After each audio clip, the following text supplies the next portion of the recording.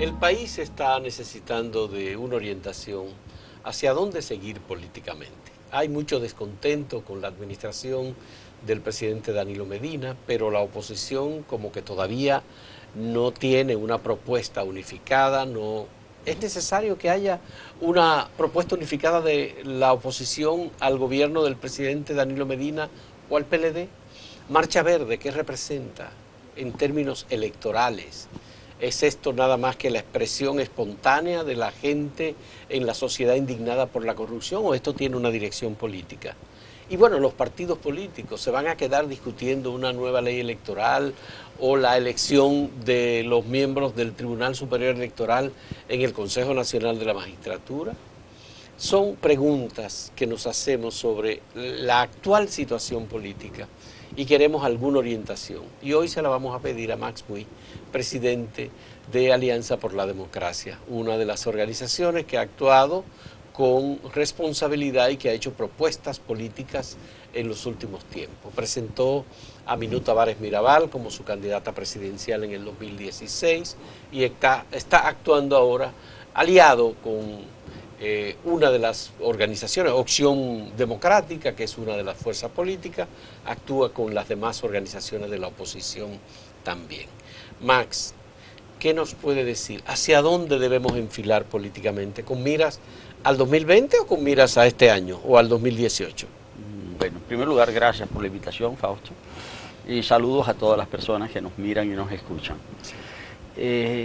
Para responder, me voy a permitir irme un poco atrás, porque creo que nosotros tenemos en el país, estamos ante una crisis de fondo que se está manifestando de manera muy específica y muy particular en este momento. ¿Cuál es esa crisis de fondo? Hay un modelo de sociedad y hay un modelo de dominación político-social que está haciendo crisis en la República Dominicana.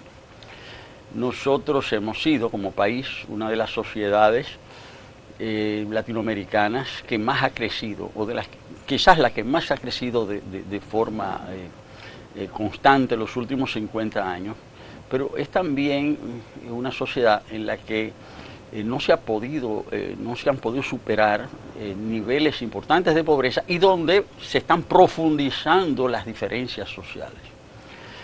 Entonces hemos sido una sociedad que ha sabido crecer, pero no ha crecido bien. Hemos sido capaces de generar riquezas, pero no hemos sido capaces de distribuir con un mínimo de equidad esas riquezas generadas. Todo esto en base a un esquema de dominación en el que se han asumido, poco a poco hemos llegado a formas democráticas de gobierno. Pero insisto en que son formas. En realidad la sociedad dominicana es una sociedad muy autoritaria, donde el poder está muy concentrado.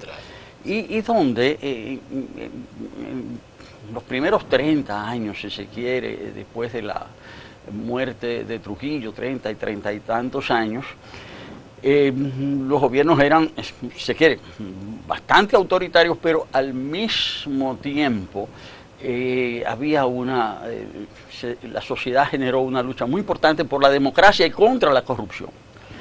Y si se quiere, el paradigma de esa lucha por la decencia y la honestidad en la lucha política fue el líder del Partido de la Liberación Dominicana, don Juan Bosch. Y el PLD se construyó sobre esa base. A la vuelta de 50 años nos encontramos con que la sociedad dominicana es una sociedad donde bajo una forma democrática, bajo una apariencia democrática, con una constitución democrática, tenemos una concentración de poderes muy marcadas. Es más, no hay separación de poderes.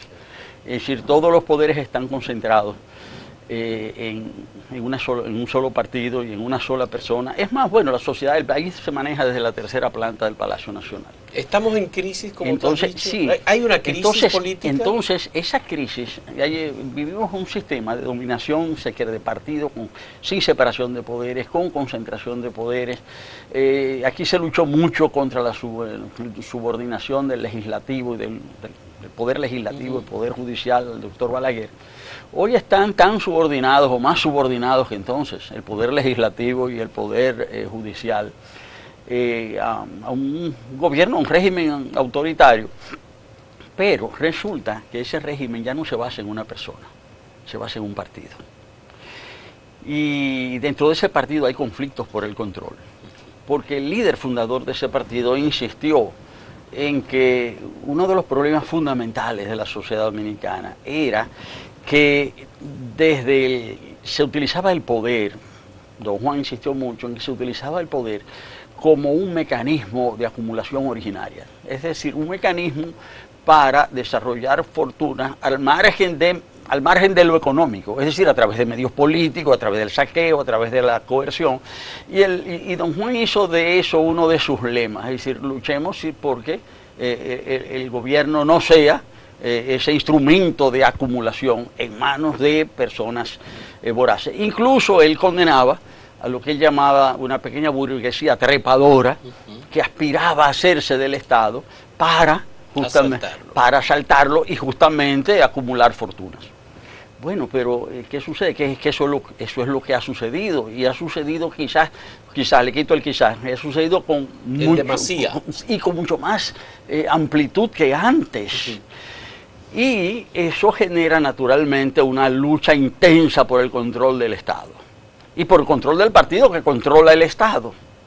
Y ese es uno de los aspectos de la crisis de hoy, de la crisis política que se manifiesta en este momento, porque una de sus manifestaciones es la lucha entre tendencias dentro de ese partido que luchó por la decencia y que luchó contra la utilización del Estado como mecanismo de acumulación y que ahora Max, pero aún hoy, en medio de estas dificultades que hay dentro del PLD, no se expresa una disensión pública.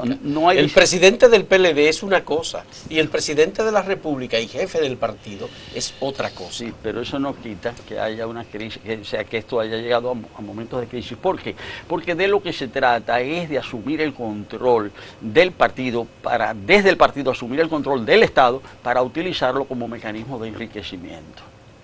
Y la crisis hoy arrancó, las formas actuales de la crisis, que son fundamentalmente políticas, aun y cuando hay una crisis larvada en términos económicos, en términos sociales, una crisis de confianza, una crisis de seguridad, en la seguridad pública, una crisis económica que se anuncia con fuerza, es decir, para el año próximo. Y una gran indignación popular por la cuestión ética, que pocas veces hemos tenido. Bueno, pero esa es la manifestación política ideológica de la crisis, por lo que yo estoy señalando, porque aquellos que se proclamaron abanderados de la lucha por la decencia y de la lucha contra la corrupción y la lucha contra el saqueo de los recursos públicos, hoy son sus mayores exponentes, y eso genera conflicto. Y lo pudieron desarrollar sobre la base de un cierto discurso que se movió en el tiempo. Es decir, el PLD ha tenido 3 discursos. Sí.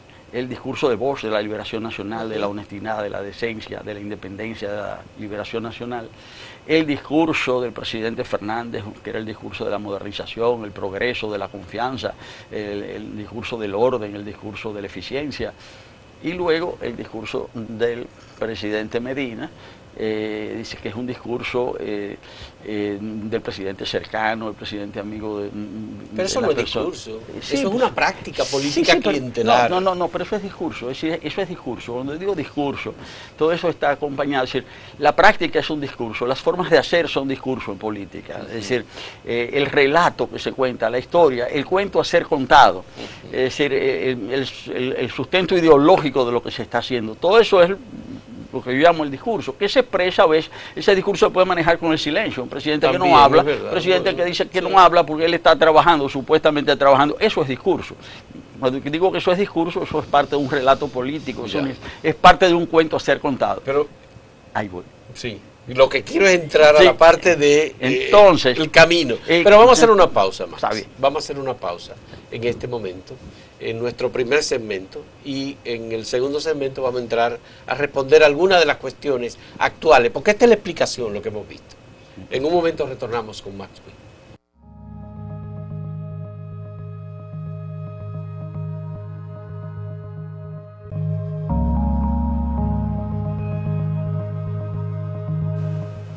Conocido ya este antecedente que hemos visto de la práctica en el PLD, los discursos en el PLD, ¿cuál es la explicación que se puede dar a esta crisis momentánea que hay?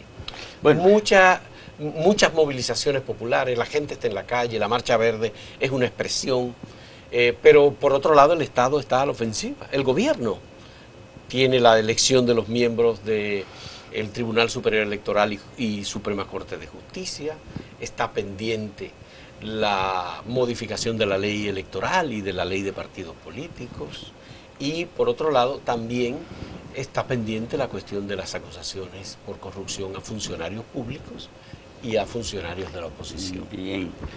Dirigentes de la claro, oposición. ¿Cómo se interpreta yo decía esto, que esta crisis de fondo que hay en la sociedad dominicana se expresa hoy en una crisis muy específica y muy concreta, que ha entrado en lo que yo llamo su cuarto capítulo. ¿Cuál es el primer capítulo de esta crisis? El primer capítulo lo escribe fundamentalmente el presidente Medina, cuando él se propone tomar el control de su partido, y lo hace, gana mayoría en el comité central del PLD, luego gana mayoría en el comité político. Con esa mayoría él impone en Juan Dolio la decisión de su partido de él que se modifique la Constitución, logra hacer modificar la Constitución, compra diputados, compra senadores y luego se impone en las elecciones. Es decir, el presidente Danilo Medina impone su plan con la anuencia de la propia oposición. O sea, no digo que esta anuencia fuese consciente, si fuese deseada, pero la oposición en sentido general, y me excluyo porque yo no caí en eso, la APD no cayó en eso, pero se cayó en el error de pensar que los candidatos presidenciales del 2016 iban a ser los expresidentes Mejía y Fernández. Y entonces el grueso de la oposición enfiló sus cañones contra el presidente Fernández pensando que era el objetivo, y no era el objetivo. Porque el presidente Medina estaba desarrollando su plan y esa actitud y ese comportamiento de la oposición en el fondo lo estaban ayudando, aunque esa no fuese la intención de la oposición. Entonces él pudo, por eso él tuvo una luna de miel tan larga, es decir, al contrario, se le alababa mucho. Los diferentes líderes de los partidos de oposición. De los partidos de oposición. De los partidos de oposición. Entonces era una oposición que no se oponía en el fondo. Y él pudo desarrollar su plan. Ese es el primer capítulo de la crisis. Porque ese capítulo concluye con las elecciones, y ahí comienza el segundo capítulo, cuando el conjunto de los partidos de la oposición no reconocemos esa elección como legítima. Y no la hemos reconocido. Ahí comienza un segundo capítulo. Y durante toda la segunda mitad del año pasado, del 2016, no es el gobierno el que tiene la ofensiva, es la oposición.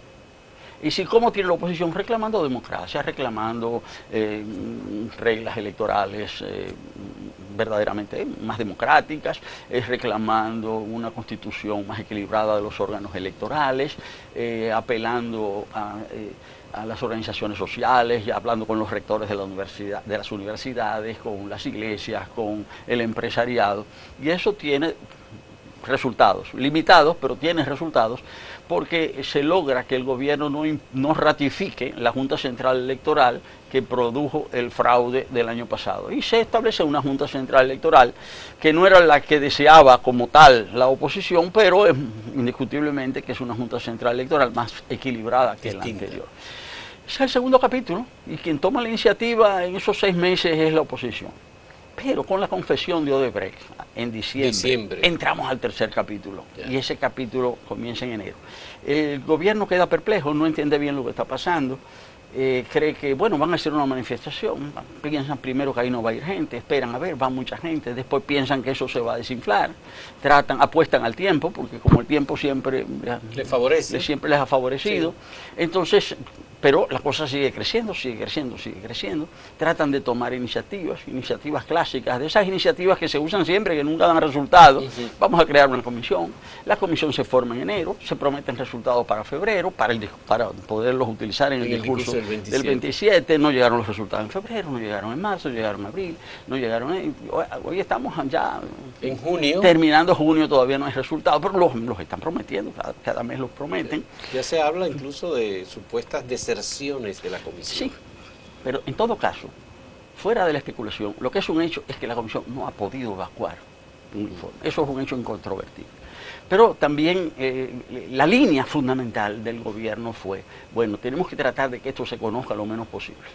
Tenemos que tratar de que haya el mayor encubrimiento posible, que no haya un juicio público oral y contradictorio, porque ahí pueden salir muchas cosas. Entonces vamos a pactar con los hacedores de toda esta trama a nivel internacional. Vamos a pactar con Odebrecht. República Dominicana es el único país que establece un acuerdo sobre la base de la exención de responsabilidades penales. Un acuerdo de impunidad. Un acuerdo de impunidad.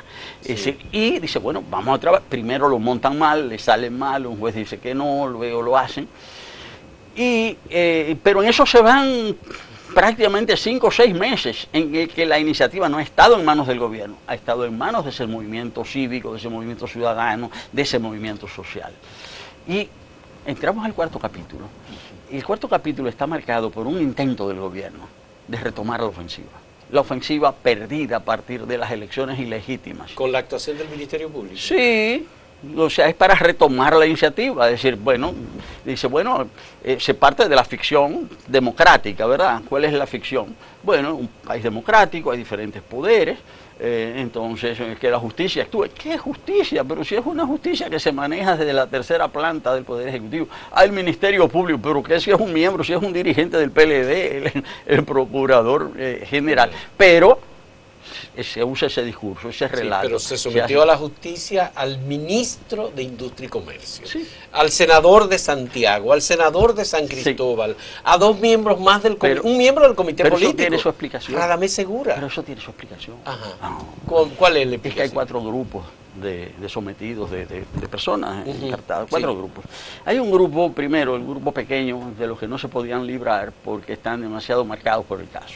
Ya. El representante de la empresa, ya. Ángel Rondón, Víctor Díaz Rúa, que es el ministro de Finanzas del Partido de la Liberación Dominicana. Sí, el director, jefe de finanzas. Bueno, ok, pero primer grupo, los que no se podían escapar. Un segundo grupo, que es un grupo inflado, que es un grupo porque de los 14 encartados hay 7 que pertenecen al principal partido de la oposición. Al PRM. 7. Sí. Ahí está Roberto Rodríguez, Máximo de Olio, sí, Andrés Bautista, Alfredo Pacheco. Lo más importante es que está el presidente del partido.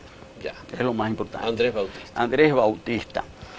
Y obviamente yo digo que es un grupo inflado, porque es un grupo, ese sometimiento permite sustentar un discurso, un relato, un cuento político. ¿Cuál es el cuento? Que en eso sí hay unanimidad en el PLD, porque lo dice el presidente de la República, lo dice el presidente del partido, lo dice la senadora Sonia Mateo, lo dicen todos. Y es que la corrupción es un fenómeno intrínseco a la naturaleza humana. Desde que nacemos somos corruptos, siempre seremos, y como nacimos corruptos y América Latina es corrupta y somos parte de América Latina, seguiremos siendo per secula seculorum, entonces eso es algo normal. Es algo, bueno, es algo intrínseco, es algo que va de por sí. Entonces, como todos somos corruptos, corrupto es el gobierno, corrupto es la oposición. Tú no me puedes criticar a mí mi corrupción porque tú eres corrupto también. Eso es un discurso, eso es un planteamiento muy fuerte, que penetra. Es decir, eso de decir todos somos ladrones tiene mucha fuerza. Entonces, y por eso hay tanta gente del PRM. ¿Por qué? Porque cuando uno analiza eso, bueno, se estudiará y se analizará, pero cuando uno analiza aquello, uno se da cuenta que hay elementos que son sumamente débiles. Y no voy a entrar en detalles. Ahora hay un tercer grupo. Es el grupo que el presidente hubiese deseado que no estuviese ahí, pero que tuvo que estar ahí, que es donde están el ministro de Comercio, donde están los senadores. Es el grupo que el presidente quizás no hubiese deseado que estuviera, pero... Y claro, uno se da cuenta de eso cuando uno ve la confesión del ministro Montage. Cuando uno ve que él confiesa, porque él confiesa, él dice, sí, yo recibí dinero, él lo confiesa, pero ese dinero no era mío. Eso era para la campaña. Yo no sabía de quién venía. Claro, él tiene derecho a declararse tonto, para su defensa, me declaro tonto, pero no tiene derecho a pensar que todos somos tontos, porque él y todo el mundo sabe de dónde venía ese dinero. Entonces, ahora, ese grupo, yo digo que obviamente está, y si está ahí es porque el presidente no lo pudo sacar. No lo pudo sacar. No lo pudo sacar. ¿Hay algún factor externo? Ciertamente, lo que pasa es que ahí hay mucha opacidad, en el sentido de que en el acuerdo de impunidad que firmó el Estado Dominicano, pero fue el Estado, no es la Procuraduría, es el fue el procurador con la anuencia del presidente, fue el Estado Dominicano que firmó el Estado con la empresa delincuente, se establecía que la empresa estaba obligada a suministrar una información directa. No hay no hay señales, no hay indicios. ¿Y el cuarto grupo cuál es? El más importante. ¿Cuál es? Los que no están encartados, los de Punta Catalina. Entonces, y es el grupo más importante. Y todo esto está montado justamente para eso, porque lo grave de esta situación es que las implicaciones apuntan hasta la misma presidencia de la República. Incluido el presidente. Pero, señor, lo que pasa que eso se dice aquí como si fuese una cosa del otro mundo. El presidente de Estados Unidos está siendo investigado. Y el de Brasil. El de Brasil está siendo investigado. Imputado ya. Ya está imputado. Entonces, en una democracia, esto es una cosa, no vamos a decir que es algo cotidiano, pero es algo establecido como parte del mecanismo institucional. Bien, vamos a hacer una última pausa para concluir en el siguiente segmento con las opciones que tenemos de salida de esta crisis política. En un momento con Max Puig.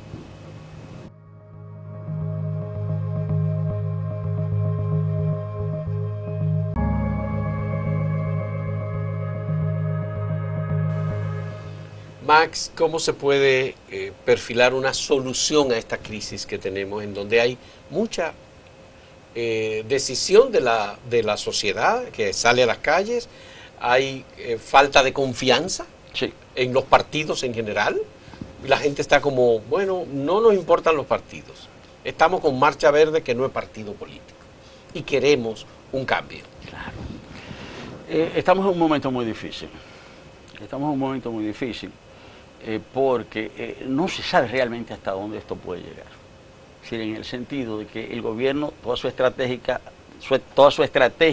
ha sido una estrategia de encubrimiento, pero aún así han ido surgiendo, se han ido muchas evidencias, y esas evidencias implican, yo digo que directamente a la presidencia de la República, en el sentido de que dentro de toda esta trama de corrupción, que es la más importante en toda la historia de la República, el aspecto más importante es Punta Catalina, que es el aspecto que quiere encubrir el gobierno y el presidente, porque es precisamente Catalina su buque insignia, es su Titanic, pero ese Titanic ya hizo colisión, ya ese Titanic chocó con un iceberg, es decir, ya ese barco está haciendo agua, y por más que se quiera taparlo de Punta Catalina, eso no se va a poder. Entonces, ¿qué va a salir? ¿Qué se va a revelar? ¿Hasta dónde van a llegar las revelaciones? ¿Qué va a hacer el presidente de la República cuando las cosas sigan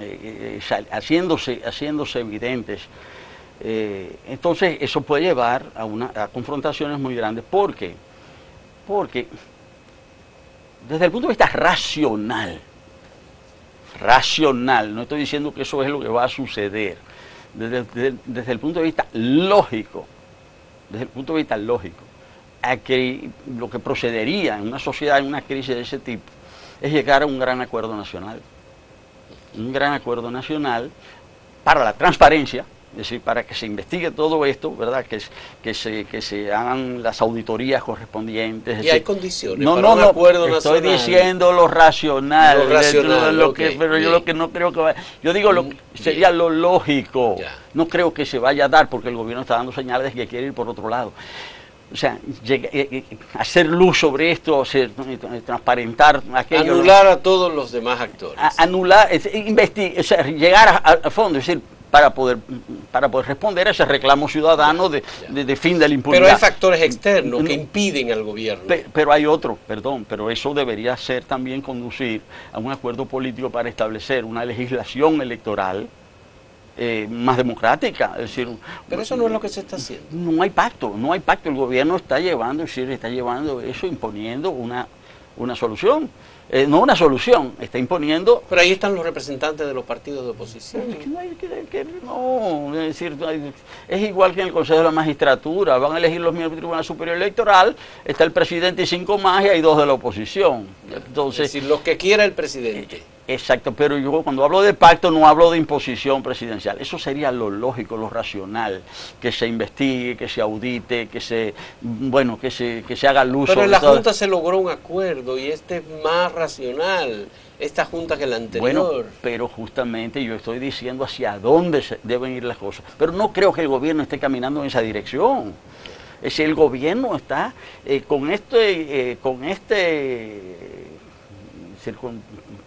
con sus últimas acciones, sobre todo con el encauzamiento, ¿verdad? Sí.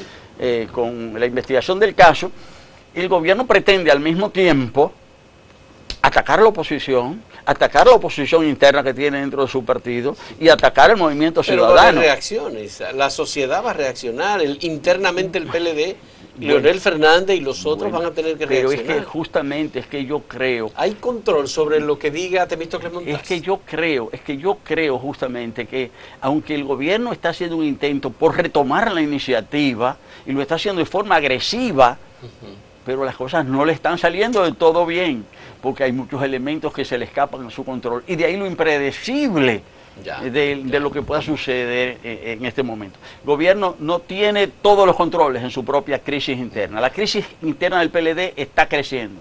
Es decir, en la oposición, este hecho de pretender involucrar a los principales dirigentes de la oposición, del principal partido de la oposición, en cierta medida al gobierno se le ha ido el tiro por la culata, porque ese partido tenía algunas dificultades internas de liderazgo y ahora se ha compactado y está realizando asambleas masivas en todo el país.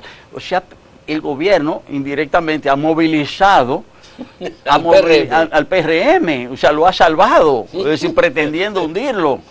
Y en tercer lugar, el movimiento ciudadano, ya la respuesta está muy clara, el gobierno quiso amedrentarlo y ese movimiento lo que está haciendo es creciendo, está tomando cada vez más fuerza. Y con lo último, con lo que pasó la semana pasada, en el sentido que un grupo de ciudadanos pidieron la renuncia del presidente, algo que hubiese podido pasar casi desapercibido, el gobierno le ha dado una proyección, le ha dado una amplitud a eso, que ya en el mundo entero se está hablando de que en la República Dominicana están exigiendo la renuncia del presidente. Entonces ahí también creo que el tiro se le fue por la culata. No está el gobierno en el control de la situación. No lo tiene. Pese a la impresión que da de que sí lo tiene. Bueno, es que ha pretendido tomar la ofensiva y ha metido gente presa y está haciendo esto y se quiere imponer con las leyes y quiere imponer. Sí, el gobierno quiere, pero es un gobierno cada vez más desacreditado. Sí, y sobre todo ese descrédito viene de esa ruptura entre la imagen de lo que fue y lo que es el PLD. Yo creo que ese es el fondo del problema. Qué bueno, muchas gracias Max Puy por tus consideraciones, por aceptar este diálogo y por darnos estos puntos de vista que nos ayudan a entender un poco el momento político que estamos viviendo, que seguimos considerando un momento con muchos elementos que auspician o propician algunas ideas confusas sobre la realidad que tenemos del gobierno y de la oposición. Muchas gracias, Max, por tu participación y gracias a ustedes por la compañía.